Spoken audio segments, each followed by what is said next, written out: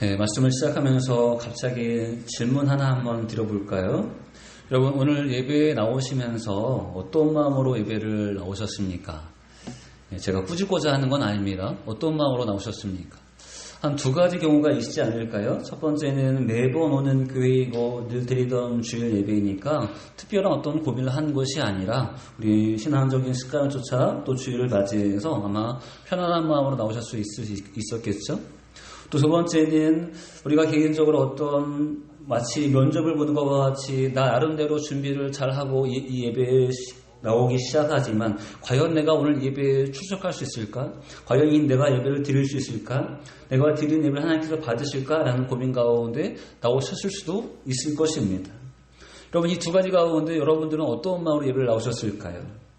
아마 제가 여러분께 직접 답을 못 들었지만 아마 제가 짐작하기로는 아마 앞에서 말씀드린 첫 번째 경우이지 않을까요? 특별한 고민하지 않고 매번 드리던 예배이고 매번 오던 장소이기 때문에 그런 마음에서 좀 편안한 마음으로 늘 오던 마음으로 예배를 오셨을 것입니다. 여러분, 굉장히 잘못돼서 이 말씀을 지적하고자 하는 것이 아닙니다. 이렇게 우리는 기본적인 정서를 가지고 매번 주일을 맞이했고 매번 주 앞에 예배를 드려왔습니다.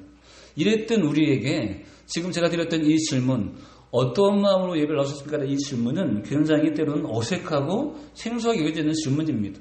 아니, 왜 갑자기 목사님 이렇게 물어봐? 왜 갑자기 예배 오는 우리 마음이 뭐가 그렇게 중요해? 라고 할 만큼 굉장히 생소한 질문이기도 합니다. 여러분, 그런데 그런 의미에서 본다면 여러분과 저에게 교회란 마치 하루 일과를 마치고 이제 돌아오는 안식처와 같은 집과 같은 곳이기도 하고 또 매번 가지 않는 곳이긴 하지만 언제 가도 부담이 없는 부모님이 계신 친가의 어떤 집이기도 합니다. 어떤 부담을 갖고 가는 것이 아니라 늘 우리에게 친숙한 곳, 또 우리가 할 수 있는 곳이 바로 하나님의 교회일 수 있습니다. 그러니 이렇게 주 앞에 나와 예배하는 우리에게 교회에 와서 예배하는 일은 결코 어색한 일도 아니고 또 예배를 드리는 일 역시 고민할 주제가 아니라는 것이죠. 늘 해왔던 일이고 익숙한 일이기도 합니다. 자, 그런데 왜 저는 이 말씀을 시작하면서 이렇게 엉뚱한 질문을 갑자기 시작하고 말씀을 시작할까요? 굉장히 엉뚱한 듯 하지만 이 질문에 대한 고민은 저 혼자만의 고민이 아니라 우리가 굉장히 그냥 할 일이 없어서 하는 고민이 아니라 오늘 우리가 읽었던 본문과 연관이 있기 때문에 그렇습니다. 시편 15편은 사실은 다윗이 지은 시입니다. 다윗은 하나님 앞에 굉장히 주님을 대함에 있어서 그는 익숙한 삶을 살고 있었던 사람입니다. 우리처럼 주 앞에 나가는 것도 어색하지 않았고 주 앞에 제사하는 것도 어색하지 않았던 사람입니다. 그의 평생 가운데 주님과 늘 동행했던 그런 사람입니다. 그런데 오늘 15편 가운데 보는 굉장히 흥미로운 고민은 무엇이냐면 나는 과연 하나님께서 기뻐하시는 사람일까? 나는 과연 하나님께서 인정하시는 사람일까? 라는 고민을 다윗이 하고 있다는 것입니다. 이상하지 않나요? 이제 교회에 처음 와서 예배를 참석하는 것도 찬송을 드리는 것도 성경을 펴는 것도 어색한 사람이라면 주일을 맞이하는 굉장히 어색하겠죠? 근데 다윗은 그런 사람이 아니었다는 것입니다. 그는 지금 왕의 자리에서 시편 11편을 쓰고 있지만 그는 이 왕이 되기 이전부터 늘 주님과 동행했던 삶을 살았던 사람입니다. 근데 왜 그는 이런 고민을 하고 있을까요? 왜 이런 고민 가운데 본인 스스로를 돌아보고 또 이 시편을 읽고 있는 많은 사람들에게 이런 고민을 해볼 것에 대해서 고민하고 있을까요? 우리 그것을 통하여서 한번 우리 여러분과 저의 모습을 보고자 합니다. 지금까지 주 앞에 나왔던 우리들의 예배의 자세가 잘못됐다고 말씀드리고자 함이 아니라 우리가 살아갔던 삶 가운데 과연 다윗은 이 주제 가운데 이 시편으로 무엇을 노래하고자 했는지 그는 무엇을 변하고 싶고자 했는지에 대한 고민을 함께 안아갈 때 여러분과 제가 이전보다 더 성숙하고 이전보다 더 다윗다운 모습 또 예수님을 닮아가는 모습이 될 수 있는 부분이 있기 때문에 우리 그런 부분에서 함께 좀 도전을 받고 또 변하는 시간을 가져보고자 합니다. 그럼 오늘 시편 15편은 외형상으로는 입당송이라고 부르는 시입니다. 입당송이란 하나님께 나와 성전에 들어가고자 하는 자가 이제 하나님께 성전에 들어가고자 할 때 사제에게 성전에 들어가는 자격이 있는지를 묻고 또 그것을 기준으로 이제 나아가는 태도를 말하고 있는 부분이 입당송입니다. 쉽게 말하면 성경에 들어올 수 있는 자격이 있는지에서 묻는 내용이 입당송에 대한 내용이라는 것이죠. 형식적으로는 질문을 던지고 있고 또 답도 한번 얘기하고 있는 것이 15편에 다 나와 있는 부분입니다. 굉장히 길지 않은 짧은 말씀이죠. 자, 그래서 이 15편에서 말하는 것은 주의 장막에 들어갈 자 누구인가라는 고민을 하고 있습니다. 그리고 거기에 대한 답을 말하고 있죠. 굉장히 가볍기도 합니다. 여러분과 저기 익숙한 부분이기 때문에 아니 예배에 나가는 게 아니 교회 가는 게 그렇게 어색해 할 만큼 우리한테는 굉장히 익숙한 주제이기도 하고 늘 해왔던 삶이기도 합니다.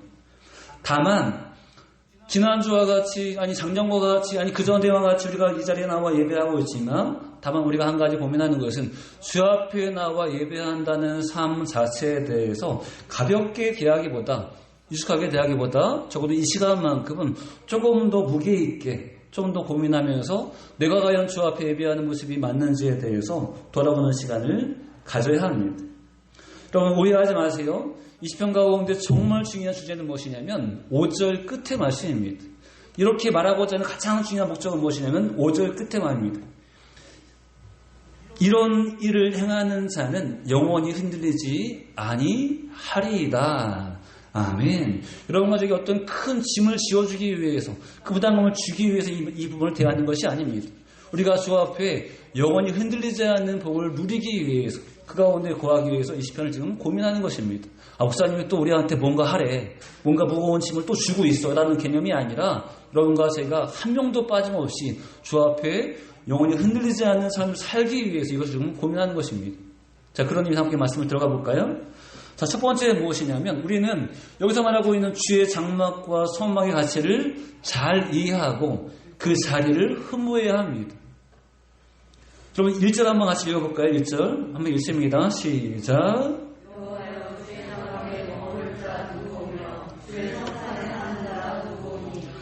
아멘. 여기서 말하는 장막과 성산의 단어적인 의미는 주님의 성전이 완성되기 전에 주님께 예배하고 주님께 제사하기 위해서 구별된 초소와 같은 구분입니다. 구별된 공간과 같은 개념입니다. 또 멋진 건물도 아닙니다. 특별히 구별된 어떤 장소에 대한 의미에서 장막과 성전으로 표현할 수 있겠죠. 그리고 이곳에 행하지는 가장 대표적인 것은 하나님 향하여서 어떤 제사하는 예배하는 형식이 드려지는 곳이 바로 이곳에서 행하지는 일입니다. 다만 한 가지 중요한 것은 오늘 다윗은 여기서 말하는 장막과 성산을 말할 때 예배를 드리기 위한 필요한 공간적인 개념에서 말하고 있는 것이 아니라는 것이죠. 어떤 공간, 어떤 처소의 개념에서 말하고 있는 것이 아니라 그보다 더 중요한 것은 하나님께서 계신 곳이라는 의미에서 지금 장막과 성산을 표현하고 있습니다.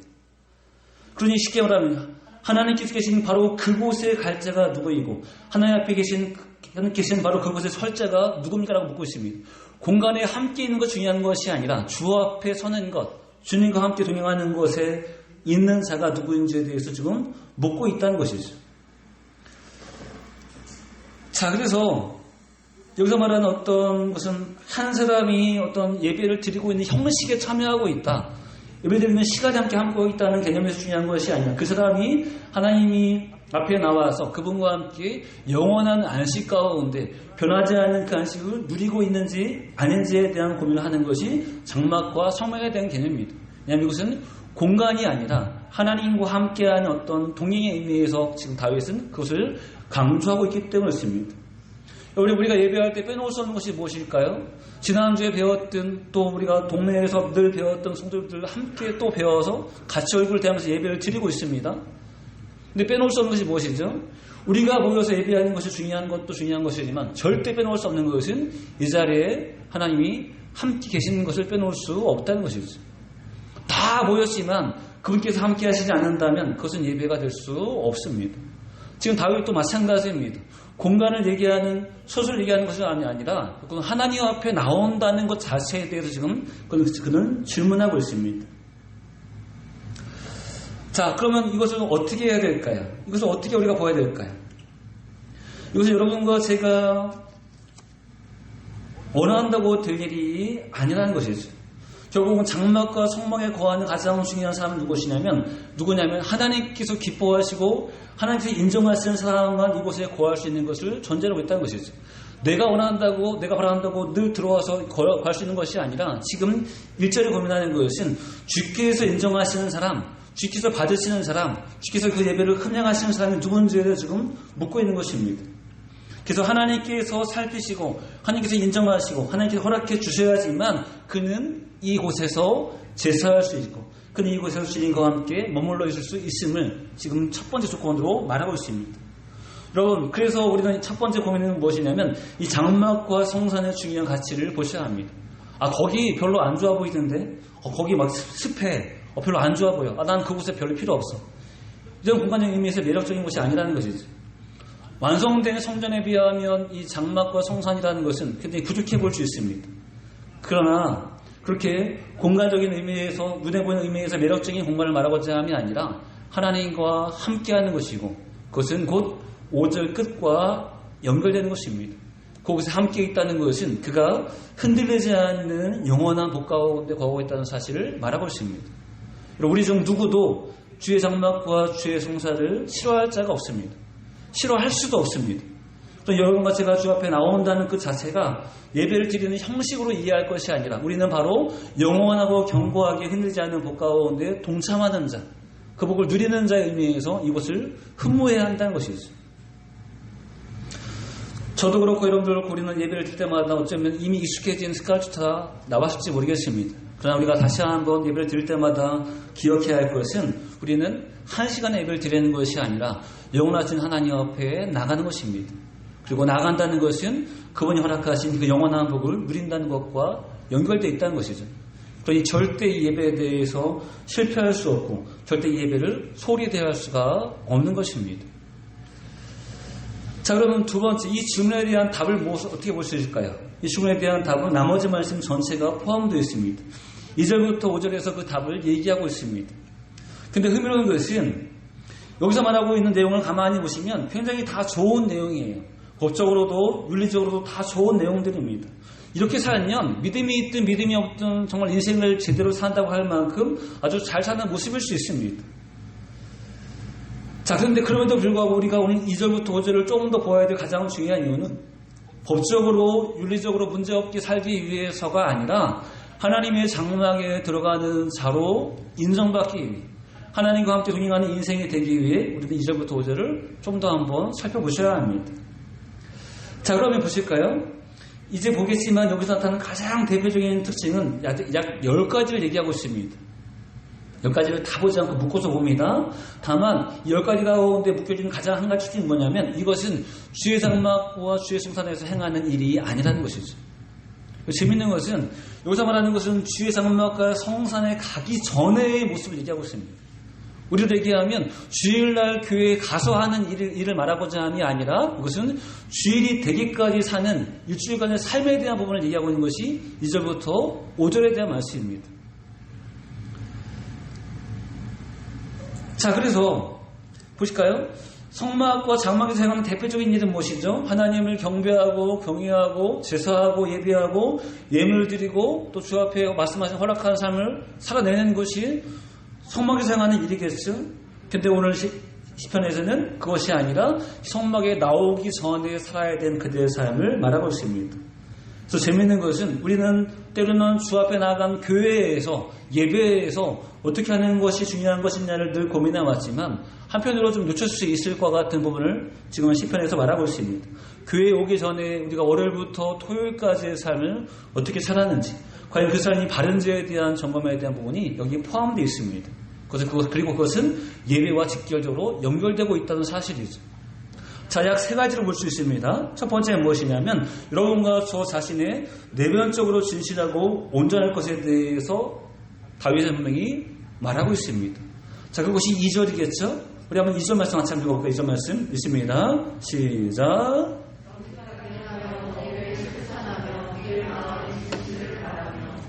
아멘. 제가 물 한 잔 마실 시간이 없이 굉장히 빨리 읽으시네요. 그래서 짧아서 그렇습니다. 보세요. 여기서 말하는 정직과 공의와 마음의 진실은 굉장히 중요한 부분이죠. 아까 말씀드린 것처럼 이렇게 산다면 법이 없어도 문제가 없고 도덕적으로 윤리적으로 걸리지 않는 삶을 사는 것입니다. 참 좋은 삶이죠. 자, 그런데 흥미로운 점은 참 좋은 것인데 이 상태에 대해서 점검할 수 있는 부분이 애매합니다. 저는 정직할까요? 공의로울까요? 마음이 진실할까요? 이런 말씀해 보세요. 감사합니다. 그렇지만 별로 신빙성이 없습니다. 마음가서는 좋게 평가드리고 싶지만 그러나 신빙성이 없죠.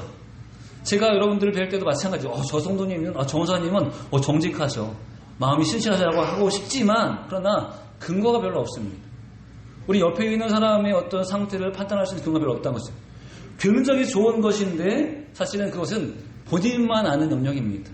내가 진실로 정직한지, 내가 진실로 공의로운지, 내 마음이 진실로 진실한지에 대한 영역은 본인만 아는 사실입니다. 근데 다윗은 이것을 얘기하고 있습니다. 주 앞에 나와 예배하기 합당한 자는 그 마음의 그 부분이 온전해야 한다는 것이죠. 근데 여러분 재밌는 것은 타인이 나의 상태에 대해 점검할 수가 없는데, 근데 그럼에도 불구하고 볼 수 있는 중요한 기준이 두 개가 있습니다. 첫 번째는 본인의 양심이 본인을 진단할 수 있다는 것이죠. 내가 나의 상태를 정확히 진단할 수 있습니다. 그렇죠? 그래서 다른 사람들은 다 착하다고 얘기해도 내가 내 마음에 걸림이 있고 꺼리낌이 있으면 나는 정직하지 않은 자입니다. 내 마음이 진실하지 않은 자라는 것이죠. 그리고 그것은 하나님이 기뻐하시지 않는 모습입니다. 또 두 번째 뭘까요? 개 중에 또 그 양심이 삐뚤어진 자가 있겠죠? 두 번째 뭐니까? 누구도 부인할 수 없는 사실이 뭐냐면 하나님은 그 사람을 볼 수 있다는 것이죠. 하나님 그 사람의 마음의 진실함과 정직함과 상태에 대해서 분명히 볼 수 있다는 것이죠. 자, 꾸짖는 것이 아니죠? 그건 뭐였죠?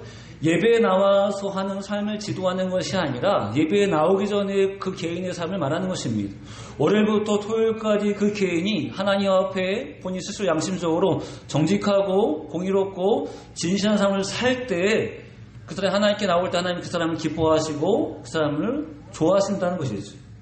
여러분 제가 아까 말씀드렸죠. 우리가 드렸던 주일 예배를 참석하면서 늘 익숙한 마음으로 주 앞에 나왔지만 우리는 한 번 정도는 여러분과 저의 삶을 월요일부터 토요일까지 늘 고민해 보아야 합니다. 내가 과연 내 스스로 돌아볼 때 하나님 앞에 정직한 자인지, 내 양심에 찔림이 없는 자인지, 그리고 하나님께서 보실 때 인정할 만한 모습이 있는지에 대해서 돌아보셔야 합니다. 그거는 반대라면 그렇게 살아내셔야 한다는 것이죠. 그럼 이건 어디에 연결되어 있죠? 이렇게 사는 사람이 영원히 흔들리지 않는 주의 복 가운데 거하는 자입니다. 이렇게 사는 사람이 주의 성상과 장엄하게 머무를 수 있는 자입니다. 우리는 그 자리를 흠모하고 그 복을 절대 놓칠 수 없습니다. 그런 여러분과 저의 삶이 지정까지 부족하다 하더라도 이제부터 주 앞에 진실로 예배하기 원한다면 우리의 마음 가운데 우리는 진실함과 공의로움과 정직함이 있는 삶을 살아야 한다는 것이죠.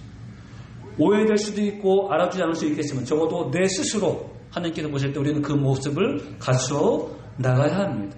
그것이 주께서 말하는 또 다윗이 노래하는 가장 아름다운 모습이라는 것이죠. 또 중요한 것은 여러분 여기는 정직과 신실함과 공의에 있는 객관적인 기준이 없습니다. 누구나 다 얼만큼 이상이라는 어떤 기준이 없습니다. 서로 경쟁하고 나는 이기고 상대방은 지고 이런 개념이 아닙니다. 그래서 어떤 개념이죠? 자신이 있는 자리에서, 자신의 삶이 있는 위치에서 자신의 양심에 하나님 앞에 잘 살아나면 되는 것입니다. 어린아이는 어린아이 입장에서, 어른은 어른의 입장에서 누구보다 더 나은 것이 필요 없습니다. 내가 주 앞에 진실하면 되는 것입니다. 지금 다윗은 그 순수하고 온전한 자기 자신의 정결하고 거룩한 모습을 지금 우리에게 도전하고 있습니다. 어떤 환경과 사람과 어떤 다른 것에 영향을 미치지 않고 오직 나 개인의 내면의 깊숙한 부분에 대한 점검을 우리에게 표현하고 있다는 것이죠. 두 번째 무엇일까요? 다른 사람에게 피해를 주지 않는 삶을 사는 것입니다. 이웃사랑에 대한 개념과 연결될 수 있겠죠? 그래서 3절을 볼 수 있습니다. 그의 혀로 남을 허물하지 아니하고 그의 이웃에게 악을 행하지 아니하며 그의 이웃을 비방하지 아니하며. 아멘. 여러분 참 안타까운 말이 어떤 말이냐면 이런 말이 있습니다. 교회 다니는 사람이 더해 라는 말이 있습니다. 그렇죠? 이런 말이 너무나 이해가 되지 않는 안타까운 말입니다. 왜 그런 말이 사회에서 나올까요? 꾸며낸 말이 아니라 직접 그들이 겪어봤을 때 교회 다니는 사람이 더 이기적이고 더 물질적이고 더 탐심적인 어떤 그 상처를 받았기 때문에 하는 말입니다. 그렇다면 그렇게 일주일간 살아있던 어떤 한 사람이, 한 믿음의 사람이 주 앞에 나아가 예배할 때 그 예배가 하나님 앞에 정말 아름다운 예배가 되어질까요? 그렇지 않다는 것이죠. 여러분 오늘 3절을 가만히 보시면 재밌는 것은 남에게 상처 주지 않는 것도 어떤 폭력과 어떤 실제적인 물질적인 어떤 가해가 아닙니다. 여기서 말하는 대표적인 행위는 말에 대한 부분이겠죠.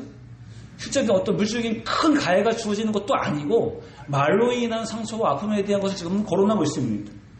여러분, 말에 대한 성취에 대해서 언급할 정도라면 실제 폭력에 대해서 하나님이 얼마나 싫어하실까요? 얼마나 그 모습을 보기 싫어하실까요? 중요한 것이 무엇이죠?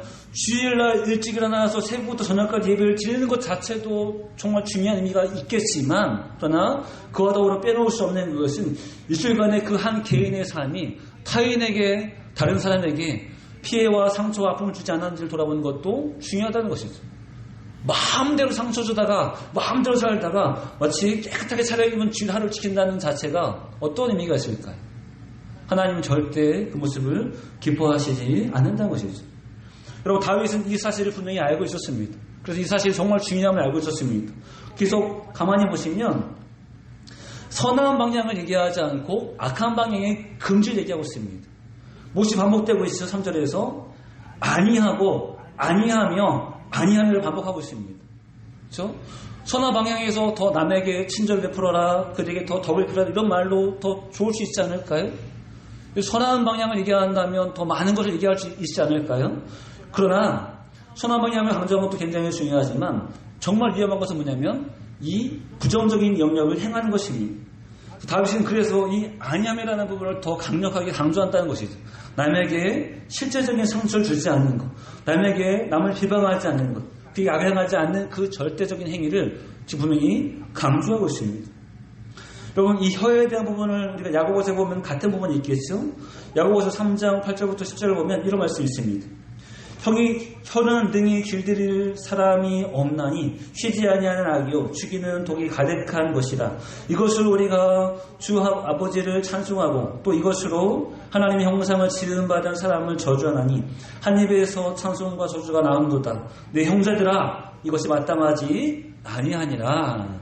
아멘. 마땅하지 아니합니다. 근데 이 같은 개념을 다윗과 야고보가 함께 공유하고 있습니다. 구약과 신약이 함께 공유하고 있습니다. 그것은 한 개인의 공유의 뜻이 아니라 하나님의 뜻이라는 것이죠. 여러분, 주 앞에 예배하는 저희들의 삶, 주님과 함께 동행하는 삶, 영원하게 흔들지 않는 그 복을 누리는 삶을 살고자 하는 인생이라면 결코 그 인생 가운데 다른 사람에게 상처, 아픔 주는 인생이 될 수 없다는 것이죠. 우리 일주일간의 삶 가운데 혹시 나로 인하여서 많은 사람들이 힘들어하지 않았는지, 혹시 나로 인하여서 가장 가까이 있는 형제들이 또는 직장 동료들이 사회에서 함께하고 있는 사람들이 힘들어하지 않은지를 분명히 돌아보셔야 합니다. 이 부분에 깨어있지 않은 삶은 하나님 결코 기뻐하지 않으십니다. 여러분, 예수님도 마태복음 5장에서 이런 말씀하셨습니다. 그러므로 예물을 제단에 드리려다가 거기서 내 형제에게 원망 들을 만한 일이 있는 것이 생각나거든 예물을 제단 앞에 두고 먼저 가서 형제와 화목하고 그 후에 와서 예물을 드리라. 아멘. 예배 드리면 다 용서해 줄게. 예배 드리면 괜찮게 말씀하지 않았습니다. 합당하지 않은 모습으로 예배를 드리는 것에 대해, 특별히 형제에게 원망될 만한 모습으로 예배를 드리는 것에 대해서 주님께서 기뻐하지 않으십니다. 멈춰라고 하십니다. 그리고 그것을 해결하고 올 것에 대해 분명히 말씀하십니다.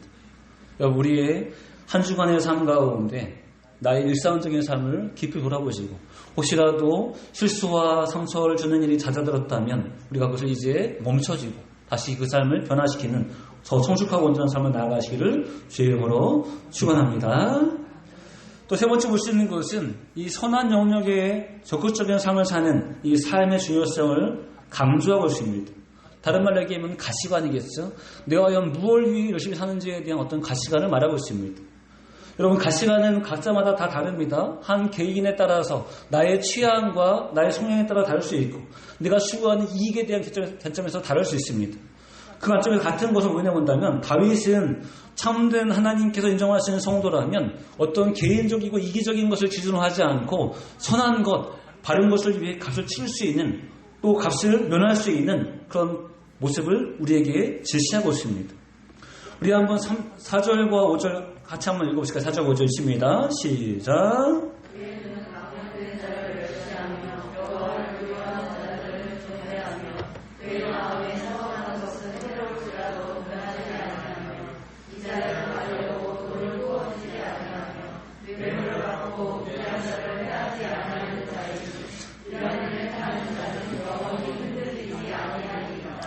아멘. 그럼 여기서 보면은 보시는 바와 같이 어떤 경제적인 이익으로 본다면 다 이익이 되는 일이 아닙니다. 분명히 손해를 보기도 하고 부정한 이익을 거부하기도 합니다.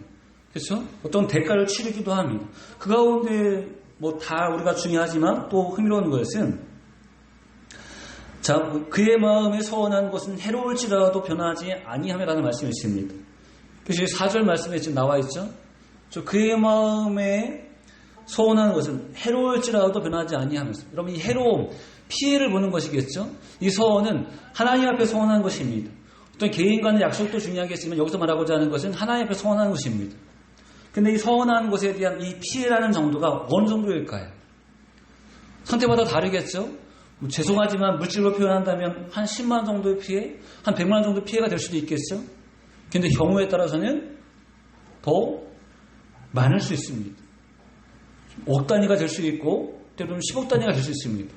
여러분 10만 원, 1000만 원 정도면 좀 힘들지만 그래도 뭐 이렇게 감수해야지 할 수 있겠습니다. 그런데 그것이 단위가 커질 때는 어떨까요? 충분히 고민할 만하다는 것이죠. 이 서원을 지키는 것이 중요하긴 하지만 그러나 그에 비하면 내 피해가 너무 크기 때문에 내 손해가 너무나 크기 때문에 그것에 대한 고민을 할 수밖에 없습니다. 그럼 망령된 자를 멸시하는 것, 하나님 앞에 온전치 못한 자들에 대한 부정한 마음, 어떤 정의의 눈치를 보는 것, 그것도 굉장히 중요합니다. 그래서 여러분, 그러나 그것이 나 개인의 삶에 어떤 그로 인한 다른 상처와 아픔이 딱 온다면 우리 그것을 좀 주저할 수 있습니다. 굳이 저 일에 대해서 관여하지 않고 주저해서 보지 않을 어떤 그 마음을 가질 수 있다는 것이죠. 여러분, 이자를 받지 않고 돈을 구워주는 것 마찬가지겠죠. 이자를 받으면 훨씬 나에게 이익이겠죠. 그렇죠? 그리고 부정한 판결을 돈을 받고 넘어가주는 것 마찬가지입니다. 한번 눈 꾹 감으면 내 삶이 편할 수 있습니다. 풍요로울 수 있습니다. 근데 이 모든 것에 대한 가장 중요한 것은 뭐냐면 옳은 것이 무엇인지에 대한 고민입니다. 내 취향인지 아닌지에 대한, 내 이익인지 아닌지에 대한 고민이 아니라 하나님 앞에 선한 것이 무엇인지를 고민하고 있고 그것을 위해서 충분히 값을 치를 수 있는, 또 부정한 것을 거부할 수 있는 마음의 결단을 여기서 말하고 있다는 것이죠. 그리고 그런 자들이, 그런 삶을 사는 자들이 주께서 보실 때 기뻐하는 자들임에 대해서 우리에게 교훈하고 있습니다. 그럼 과연 우리는 어떤 삶을 살았을까요? 다 부정적으로 살았기 때문에 이 말씀을 대하는 것은 결코 아닙니다. 다만 큰 그림에서 보고자 하는 것은 주 앞에 나와 드리는 이 주일날 이 예배 시간에 우리는 지난 일주일간의 삶, 주일을 제외한 우리들의 인생에 대한 중요성을 지금은 보고자 합니다. 이제 말씀 한번 좀 정리해 볼까요? 여러분과 제가 알고 있는 다윗의 좋은 모습, 다윗의 빼놓을 수 없는 칭찬받는 모습이 어떤 모습입니까? 우리가 기억하는 것은 어떤 모습이죠? 대부분 하나님과 맺었던 어떤 친밀한 관계에 대해서 우리는 다윗을 기억하고 있습니다. 그가 벌판에서 양을 칠 때에도 주 앞에 악기를 연주하고 찬송을 드렸던 모습, 그가 어떨 때든지 하나님을 신뢰했던 모습, 어느 상황든지 하나님께 기도했던 모습, 우리는 그 모습을 다윗으로 기억하고 있습니다. 굳이 오늘과 비교해 본다면 다윗의 모습 가운데 마치 성전에 나아가 하나님과 1대1 관계에 맺었던 그 모습을 우리는 많이 기억하고 있습니다. 하나님 역시 마찬가지로 그런 다윗의 모습을 기뻐하시고 그를 인정하시며 그와 언약을 맺으시고 그를 크게 사용하셨던 것이 성경에 많이 나와 있습니다. 그렇죠? 우리가 기억하고 있는 다윗의 모습입니다. 주일날 주 앞에 나왔던 다윗의 모습입니다. 근데 재미있는 것은 그 다윗이 시편 15편을 기록하고 있습니다. 하나님과의 좋은 관계를 맺으려면 이렇게 말하고 있지 않고 나의 일상 가운데 온전한 삶을 살려면이라는 고민으로 시편 15편을 기록하고 있습니다. 여러분, 일상을 빼놓은 다윗이 있는 것이 아닙니다. 일상을 빼놓은 하나님과 관계 좋은 다윗이 있는 것이 아닙니다. 다윗은, 우리가 알고 있는 다윗은 하나님과 좋은 관계를 맺고 있는 다윗이었지만 그는 이것을 유지하기 위해, 이것을 시작하기 위해 그의 삶을 늘 신실하게 돌아보았던 사람입니다. 내가 주 앞에 정직한지, 내가 주 앞에 공의로운지, 내 마음이 진실한지, 나로 인해서 어떤 피해를 보는 사람이 없는지, 그리고 내가 일에 대해서 과연 정의와 공의를 위해서 대가를 치는지에 대해서 늘 삶가운데 고민했던 것이 다윗이었습니다. 그렇게 살았던 삶을 가지고 주 앞에 나와 예배할 때 주님은 그를 기뻐하지 않을 수가 없는 것입니다. 주님은 그 예배를, 그 사정을 받으시지 않을 수가 없는 것입니다. 그게 복 주시지 않을 이유가 전혀 없는 것입니다. 그래서 우리가 알고 있는 다윗의 모습이 완성되는 것입니다. 여러분, 하나님은 여러분과 저에게 다윗에게 이 시편을 기록하게 하셨습니다. 또 우리로 하여금 이것을 보게 하셨습니다. 우리 과연 이 시편 앞에 우리는 어떤 고민을 해야 할까요? 하나님, 제가 과연 하나님 앞에 나가도 될까요? 라는 고민을 해봐야 하지 않을까요? 나는 과연 하나님 앞에 나가 예배할 수 있는 그런 이룰 수 있는 만한 삶을 살았을까라는 고민을 해봐야 하지 않을까요? 그리고 내 삶에 하나님께서 인정하실 만한 그런 바른 모습의 근거가 있어야 하지 않을까요? 이 삶의 모습이 있는 자들이 주 앞에 나와 예배하는 자들입니다. 여러분, 다만 다윗과 우리와 기준이 다릅니다. 신학적으로 굉장히 중요한 면입니다. 여러분과 저에게 실제 허물이 있어도, 상처가 있어도, 죄가 있어도 우리는 주 앞에 나갈 수 있는 자격이 사실은 있습니다. 왜 있죠? 예수님의 보혈의 피를 힘입어 나가기 때문에 사실은 우리는 그 우리 상태와 관계없이 주의 보혈의 은혜를 입어서 우리는 주 앞에 나갈 수 있는 은혜가 있는 자들입니다. 다만 이 자격에 대해서 우리가 논하는 것은 아니지만 한 가지 고민할 것은 내가 주 앞에 나가는 삶에 있어서 온전하고자 했던 이 다윗의 몸부림만큼은 우리가 이 시대에도 함께 닮아가야 한다는 것이죠. 그 자리에 함께 있는 것도 중요하지만 함께 있는 그 사람의 삶을 받으시는 것은 하나님의 몫이라는 것이죠. 보혈의 피를 힘입어 나왔지만 아직도 온전하지 않은 너무나 더럽고 추한 한 인간이 앉아있는 모습과 보혈의 피를 힘입어 나가고 그 삶 가운데 정말로 공의를 위한 정의를 위한 몸부림이 있는 모습은 주께서 보실 때 분명히 다른 모습입니다. 그리고 우리는 이제 주 앞에 나갈 때마다 이 온전한 모습을 고민하며 살아가야 하는 모습이 여러분과 저에게 있습니다. 여러분, 이 일주일간의 삶 가운데 월요일부터 토요일에 대한 삶에 대한 고민이 없는 주일만에 있는 인생은 반쪽짜리 인생입니다. 좀 심각하게 얘기하면 껍질은 있지만 내용이 없는 쭉정이 인생일 수 있습니다. 진짜 주께서 기뻐하시는 인생은 온전한 한쪽짜리 인생, 그리고 안에 내실이 있는 온전한 인생입니다. 그것은 여러분과 저의 모든 시간을 통해서 완성되어집니다. 근데 주 앞에 나가 예배하는 것에 대해서는 늘 많이 들었지만 오늘 이 시간 함께 돌아보시면서 여러분과 저의 일상적인 삶 가운데 양심의 하나님 앞에, 타인 앞에, 정의 앞에 우리가 과연 어떤 삶을 살고 있는지 돌아보시고 그 삶을 잘 살아내셔서 주 앞에 예배할 때마다 색깔조차 주 앞에 나오지만 너무나 기쁘고 설레이는 마음으로 천국의 꿈을 누리는 마음으로 주 앞에 나오셔서 아마 예배할 때마다 은혜가 충만한 우리 모두가 되시기를 주의 이름으로 축원합니다. 기도하겠습니다. 할렐루야, 감사합니다. 주를 사랑하시고 사랑하셔서 다시 한번 시편 15편을 통하여서 우리가 과연 주의 영원한 복 가운데 흔들리지 않는 인생을 살고 있는지 돌아보게 하시니 감사합니다. 하나님, 다윗의 아름다운 모습, 칭찬받는 모습 뒤에 있는 그의 개인의 삶에 몸부림치는 모습을 함께 돌아보게 하시니 감사합니다. 주 앞에 나가 드리는 예배와 때로는 초소에서 드리는 어떤 형식적인 절차를 넘어 우리 일주일간의 삶을 돌아보게 하시되 하나님 앞에 부끄러움 없는, 양심 앞에 두려움 없는, 그리고 우리 왕 가운데 진실함이 살아있는 이웃 앞에 선한 삶을 살고 있는 우리 모습이 되었는지를 돌아볼 수 있도록 인도하여 주옵소서. 우리 인생이 주님 모두가 살아가는 인생이지만 모두가 반쪽짜리가 되지 않게 하시고 그 삶이 온전하여서 주께 인정받고 주께 인정하시는 복 가운데 거하는 모두가 될 수 있도록 함께하여 주옵소서. 우리가 다시 변화받을 수 있는 도전을 도와주시되 선기도 지도하시고 함께하시오나오며 예수님의 이름으로 기도합니다. 아멘.